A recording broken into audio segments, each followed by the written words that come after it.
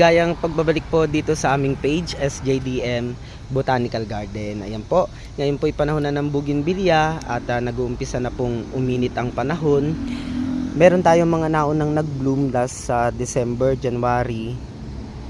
Meron na tayong mga namulaklak po kagaya po nito, at kung mapapansin po ninyo, palipas na po yung kanyang bulaklak. Patapos na po, ayan o, lanta na. Kumbaga po, natapos na po yung kanyang first cycle. Nais ko sanang ibahagi po sa inyo kung ano po yung marapat nating gawin para mas mapanatili nating maganda kapag ganito na po ang bougainvillea po na inyo pong inaalagaan. Halimbawa, galing sa magandang ganyan tapos nalanta na. Ito po, ibabahagi ko po sa inyo kung ano po yung mga dapat pong gawin. Okay po, ito ay nakakapanghinayang man pong gawin. Gunting po ang ating kailangan. Gugupitan po natin ito mga sir at mga ma'am. Ayan po, wag po kayo manghihinayang na gupitan po sila. Ginagawa po natin yung pagtitrim para po mas marami pong sanga ang ma-promote.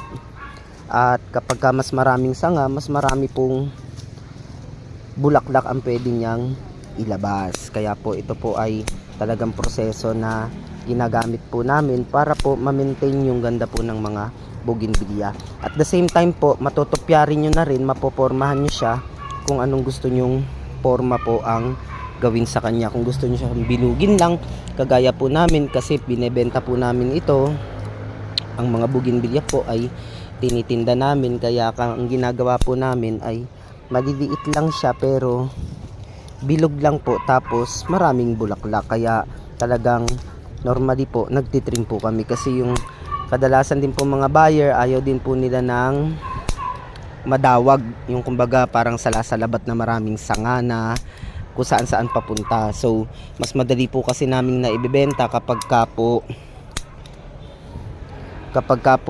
bilog lang po na marami pong sanga.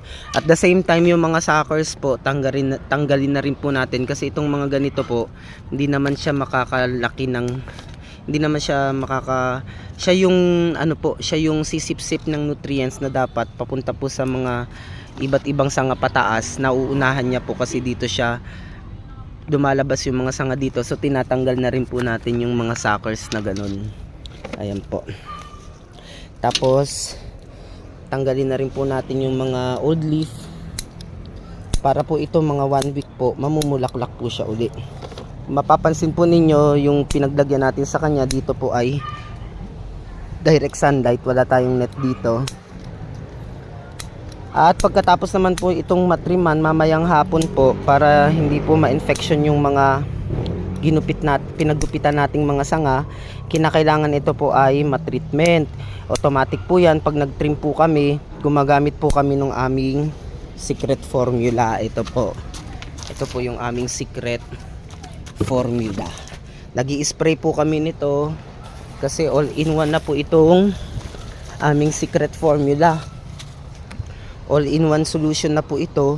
So ito po ay ginagamit namin paghapon po, ito gagamitin. Nagtrim po ako tanghali, so mamaya po ako magi-spray para po matreatment po yan yung mga pinaggupitan. At the same time, meron na rin kasi ang bloom booster, pampasanga, at meron na rin po yung antifungal infection, at meron na rin po siya para yung mga bagong lalabas po na sanga po ay maprotektahan naman po sa mga pests and insects. Ayan po, available po ito dito sa aming shop, SJDM Botanical Garden. Ito po yung aming secret formula, available for only 60 pesos lang po ito.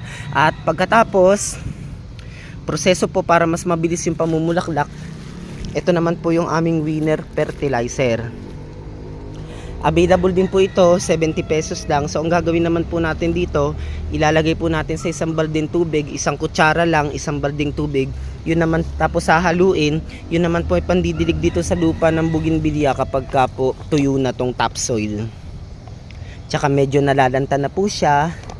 Pagka tuyo na po itong topsoil na ito, saka lang po kami magdidilig. Kagaya nito, mamaya didiligan na po yan kasi tuyo na yung kanyang topsoil. Okay? Ayan po. Sana po may natutunan kayo. At lahat po ito ay natriman na. Ayan, tinitrim na po natin. Merong kiss dito. Lipstick. Ito Mr. and Mrs. lipstick, tsaka ito ay bridal bouquet. Yung mga ganito pakitanggal na rin po, yung mga old leaf, para hindi na po sila makaagaw ng nutrients, no? Para ma-focus yung ating bougainvillea sa pag-produce ng maraming sanga at mas maraming bulaklak. Sana po nakatulong sa inyo ang mga munting kaalaman tungkol po sa paghahalaman. Maraming salamat po.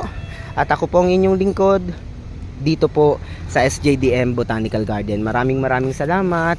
Kita-kita ho tayo sa ating mga susunod na topics.